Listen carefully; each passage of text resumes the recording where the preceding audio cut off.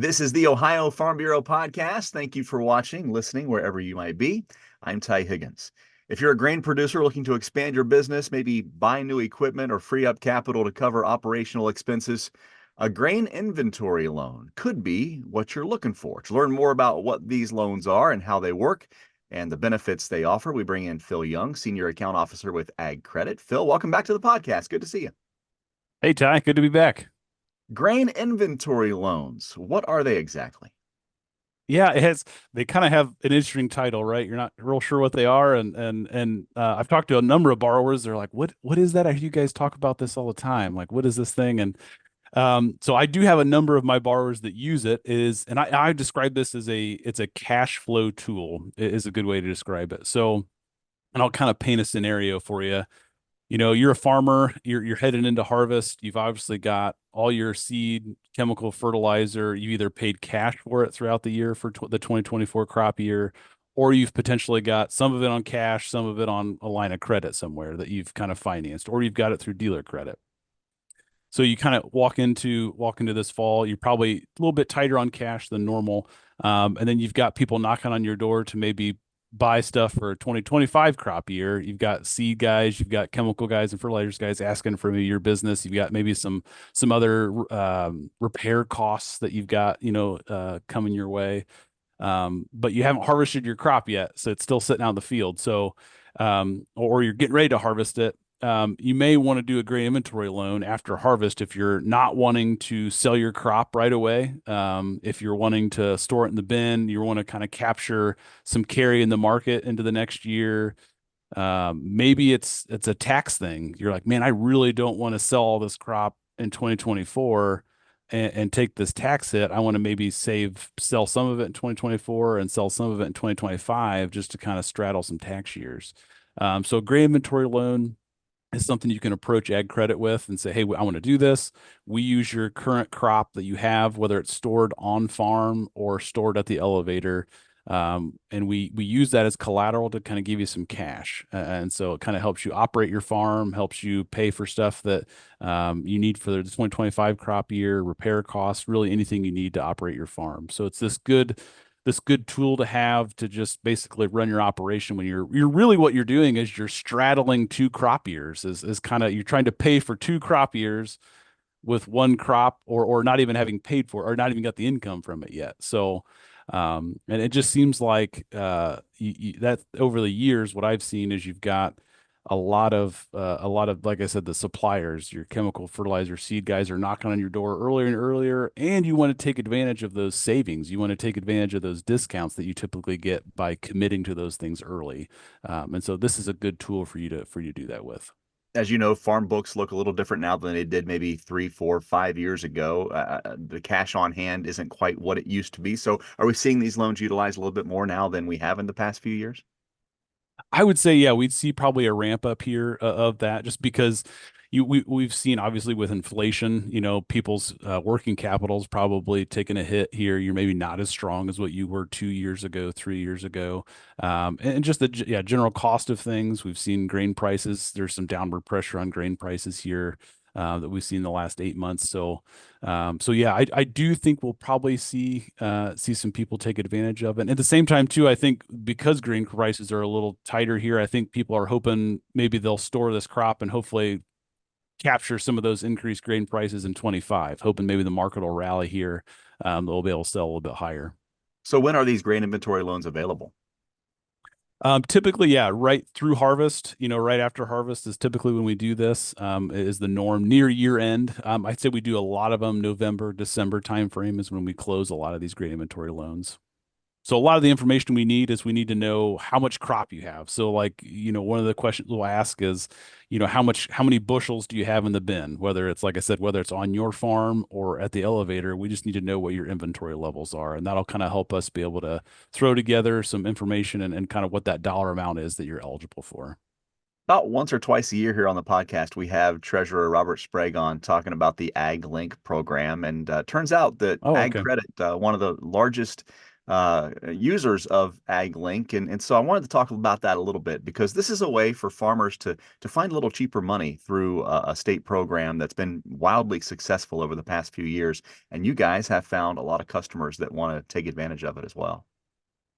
We have, yeah, and there's very few things in this life, Ty, that are as good as what they say they are, and this is one of those programs where it's like, is this for real? Like, there's no catch to this, there's no con, or there's not gonna, this isn't there's no downside to this. And I always tell borrowers, you're right, there is no downside to this program.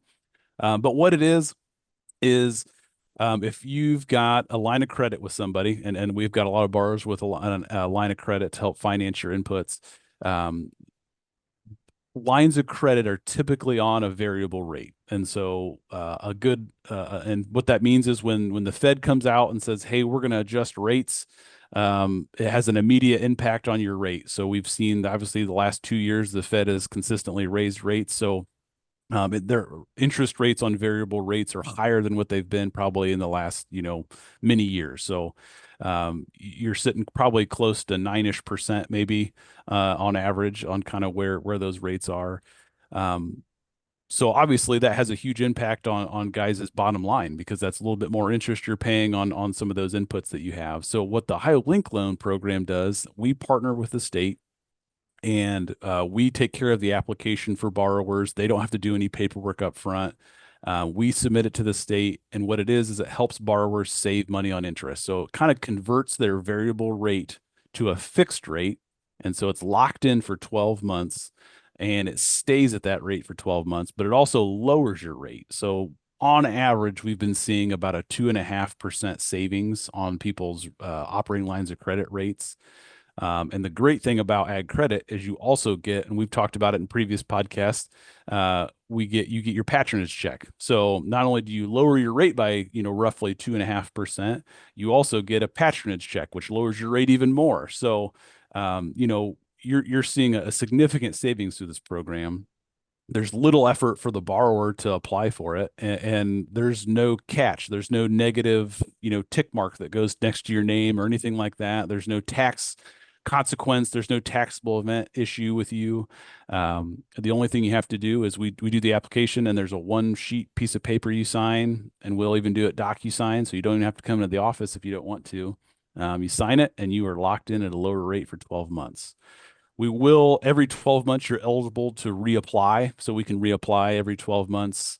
We've had great success and a great partnership with the state on getting people reapproved for multiple of these. But just almost a no-brainer, kind of situation with this program, where it's why wouldn't I do this?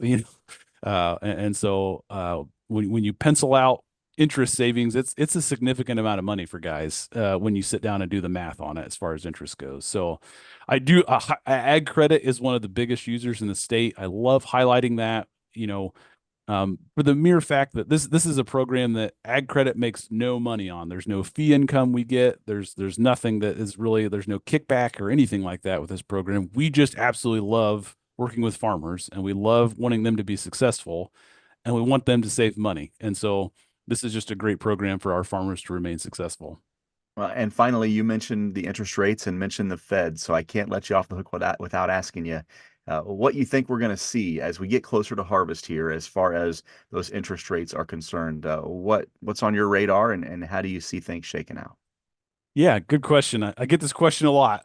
So 2024, we've seen until now, we've seen rates stay relatively flat. And so you've seen, obviously, the rumors and kind of in the marketplace is that the Fed may lower rates, in Q3, September, for their September meeting here. That could happen. They've maybe rumored that they're going to lower it a couple times. If that does happen, and I guess I want borrowers to know, there's not a one-to-one correlation between market rates and the Fed rate, but it would have perhaps some downward pressure on market rates. So that would be great news for borrowers if rates started to kind of come down. At Ag Credit, you can, if that does happen, there's some note modification opportunities that borrowers could take advantage of, because of the way we're structured. You can lower your fixed rate loans and just do a simple note modification. So I'm hoping that's the case, but I need to get my crystal ball out and polish it real good to see if I know for sure what's going to happen. But it does feel tight. It does feel like there's maybe some downward pressure in the market coming. I think a jobs report just came out here recently that said, jobs creation hasn't been as stellar as what they think they thought it was going to be. And so I think maybe the Fed, when they convene in September, will maybe reduce the rates, but we'll see. So maybe some good news on the horizon. Yeah. Right before this, you and I talked about our summer vacations. If we had that crystal ball, that summer vacation would last the rest of our lives, I believe. So That's very true. Yes. Phil Young is Senior Account Officer with Ag Credit. Always great to have you on. Great insights, and thanks for taking the time. Yep. Thank you, Ty. Appreciate being here. My name is Stacy Irwin. My husband Gary and I own K&S Millwrights. We are an agriculture-based millwright company. We build feed mills, also on-farm grain systems. We have 27 employees. We need to have good medical coverage for our team and their families. From a business perspective though, every year we're facing increasing costs and premiums. So to be able to pass on no change in premiums with the same kind of coverage to our employees was a great benefit.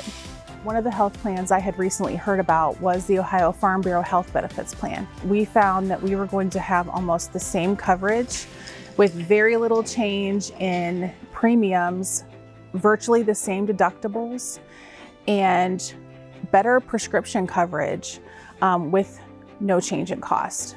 That was why we went with the Ohio Farm Bureau Health Benefits Plan. Learn more about the Ohio Farm Bureau Health Benefits Plan at ofbhealthbenefitsplan.org. Find out how Nationwide Agribusiness can help you grow your business. Get to know the people with the experience and knowledge to help you. Whether you are looking to protect your farm or ranch from the ground up, or need someone who understands your changing commercial ag needs.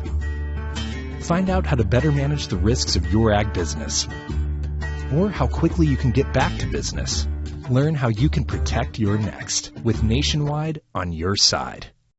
Welcome to the Ohio Farm Bureau podcast. I'm Ty Higgins. There's a new energy and utility issues resource guide now available to Ohio Farm Bureau members exclusively. The guide gives insights into leases, easements, on-site generation, legal considerations, energy development on privately owned farmland in Ohio, and more. Helping us to put this all together is Dale Arnold, Director of Energy, Utility, and Local Government Policy for Ohio Farm Bureau, joining us in studio this week. Hello, Dale. Hi, Ty. Boy, this is extensive. I don't know how many pages, but I know that it is pretty thick and something that our members can find value in. Why was it so important for us to put a guide like this together? It's interesting because our members, when it comes to energy, control of those costs are absolutely huge, because probably next to land acquisition and labor, energy is their largest input. I get calls all the time from our members saying, what can you do to help me control those costs? Also, we're seeing all sorts of energy development projects in the state, have for the last 25 to 30 years. A lot of members are saying, this guy in a shiny white pickup truck just showed up and wants me to sign this release. What's going on here? I need some help understanding this. And that's what the guide is all about. What was the process of putting this resource together? Good question. I've been at this for quite some time. Most of my career here, basically with Farm Bureau, has been helping our members understand these particular issues. I do a lot of county Farm Bureau briefings.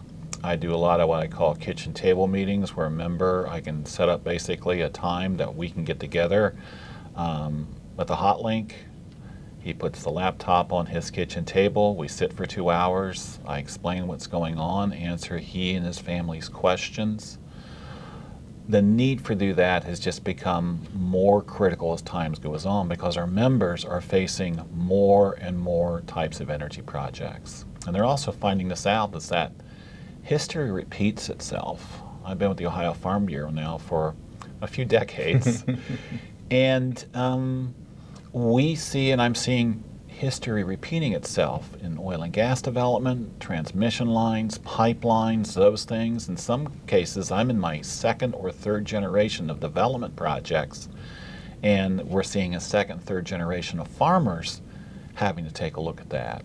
And so giving them something that they can understand, appreciate, and helping them get involved in the process, to ask questions, advocate basically for their position, work with other community stakeholders is absolutely huge. Because a lot of people are finding out is that in many of these particular projects, eminent domain provisions do not apply. Energy development in the 21st century is much different than it was when grandpa or great-grandpa had to deal with it in the 20th century. The need for them to be involved in the process, the need for them to advocate their position, explain their need, negotiate is absolutely huge, and we're helping people to do that.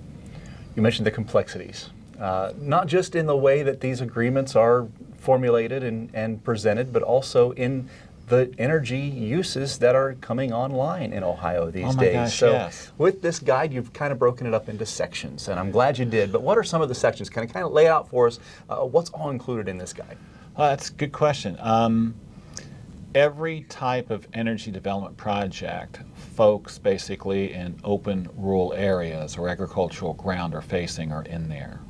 Yes, oil and gas development, transmission lines, pipelines, wind, solar, biomass, fuel cell types of power generation stations. All those are in there in some way, shape, or form. We also have a lot of folks who want to invest in their own on-site generation with a traditional genset or with wind and solar. What do I need to do for a customer-friendly interconnection agreement with my utility? How do I work with local government with regard to power siting and different things? Is this something I really want to take a look at and invest in on my farm or with my business or my home? Besides that, taking a look at other types of technologies besides power generation. Insulation, HVAC upgrades, appliances with VG chips that talk to each other in a wireless network. I had a goal 35 years ago, and someone says, how do you know basically your job is going to be complete or fulfilled? And I'm going, well, never will, but I want to give people the opportunity that if I'm a farmer, and it's today, being able to go to my farm office or the breezeway at the house, take a look at my laptop computer, take a look at what I am doing today, seeing what my energy requirements are, and program basically those things. Being able to buy electricity as a commodity, just like corn, wheat, and beans. Being able to schedule certain functions to keep my demand load down and my utility costs down. Being able to take a look at and plan, I'm going to be doing this project. Do I have the resources available? We're almost there. And I still have a couple years left here, at least with Farm Bureau, that I'd like to see that come to fruition.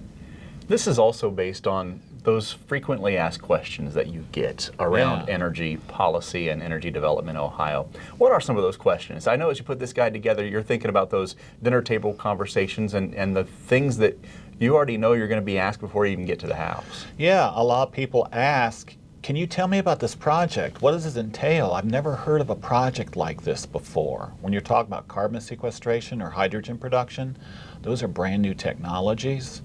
How do I get involved in this process? They want to come across my farm ground. Is eminent domain involved? How I'm going to make sure that my subsurface field tile system and my soil and water resources and things are protected?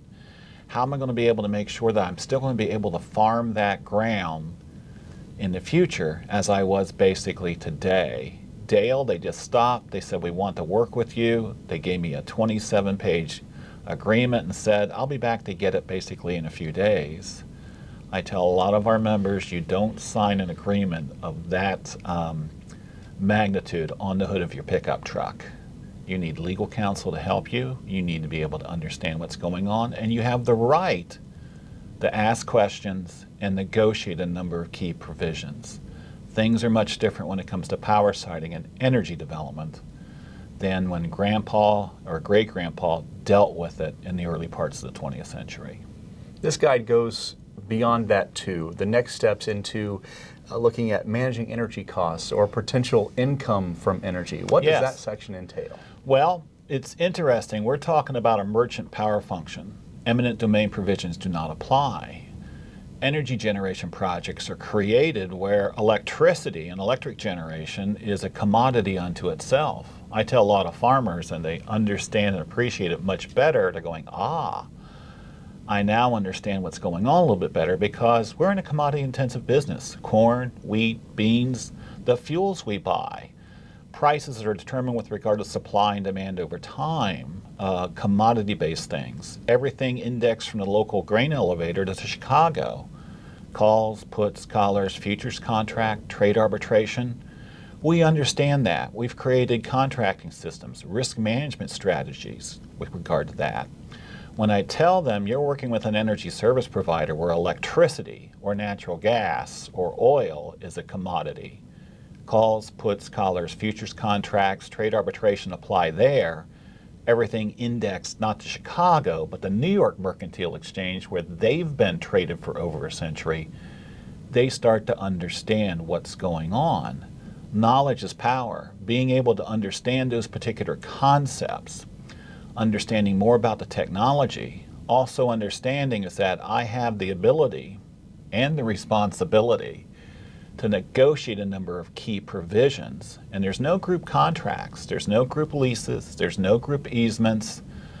These are all individual agreements between individual landowners. That's a huge responsibility. Being able to understand that, accessing legal counsel, absolutely huge. I deal with a lot of farmers who, how can I say this, are rather apprehensive and scared when this all starts because I've never dealt with this before, and they tell me that. We here at Farm Bureau get them involved in the process, get them involved in this journey. Here's the first several steps you need to do. Go and do those. You need help. We have legal counsel and our referral network to help you. Here's some critical questions to ask with regard to that. And when you're ready, let's continue the conversation. You give me a call and I'll tell you some more different things. I've had conversations I started with farmers in oil and gas and in solar and in pipeline infrastructure that started 10 to 12 years ago that I still have relationships with and help. And not only with farmers, but also their neighbors who are Farm Bureau members, local businesses in town. Township trustees and county commissioners have gotten to be huge with us too and our Farm Bureau members, and they're going, Dale, we need some help. We know you're not a government entity. We know you don't represent a power company, but you're a great, valid third opinion because you deal with this on a daily basis. We got some questions. Can you help us too? That's what Farm Bureau is about. That's your Farm Bureau member benefit at work. You mentioned that this personal aspect of this, right? This is still a people business. Whether you're working Yes. with those energy companies or those energy providers, even to that government level, the township trustee, the county commissioner, our leaders in Columbus and in Washington, D.C. You talk a little in this guide about working with government. What does that look like? Well, many governments are finding out that,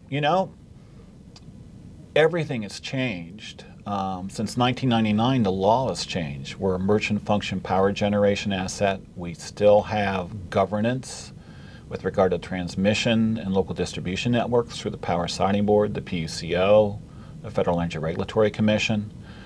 They're finding out, too, that they have a seat at the table. SB 52 provisions, community access to power generation and different things, people wanting to be more involved in this process than what they were is huge.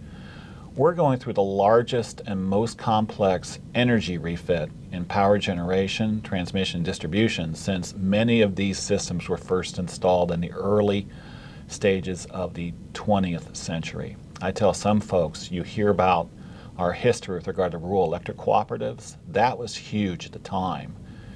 We're talking here about a period of development which is almost the same caliber, the same size.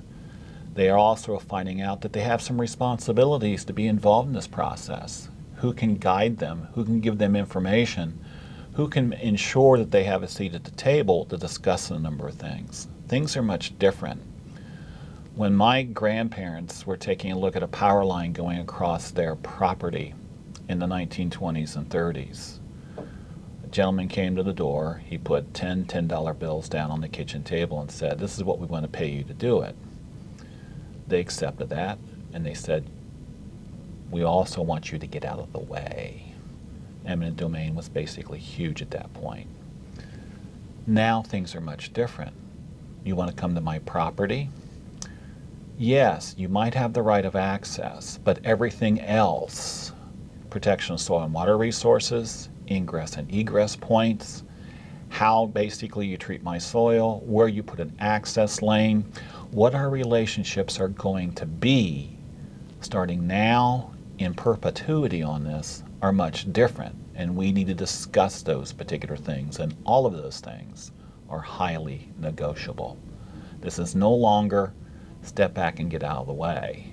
You have some opportunities and responsibilities to get in that. And that's part of the reason why we've written this guide and this toolbox kit too.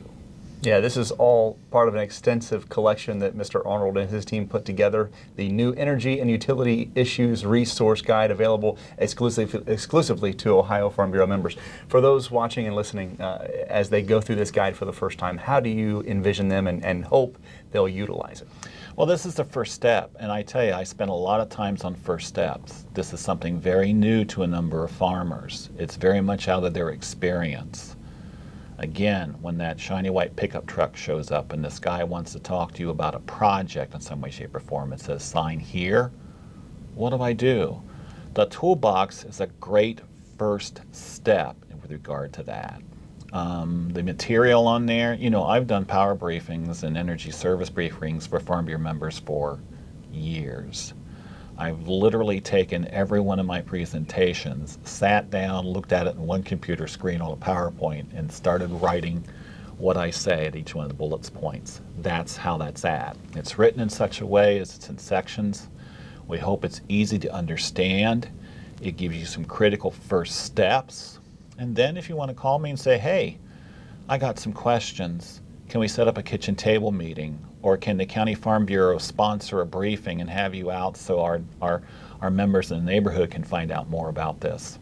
That's what the process basically is too. And so it's important to have that. And the toolkits that we've done have been huge. Case in point, 25 years ago, I wrote a brochure called Ohio's Guide to Oil and Gas Leasing. We still use that brochure. That brochure has a tremendous amount of worth to it because of the information even today. So we've multiplied that effect to not only talk about oil and gas, but every type of power generation and energy development project you're seeing, and hopefully it'll do the same thing. You can find this guide online real easy at ofb.ag/energy resource guide, put together by our friend Dale Arnold, Director of Energy, Utility, and Local Government Policy for Ohio Farm Bureau. Really the guru when it comes to energy here in the Buckeye State. Always great to see you. Thank you for all the work on this. And You're quite welcome. Appreciate your time. If you need anything else, you just give me a call.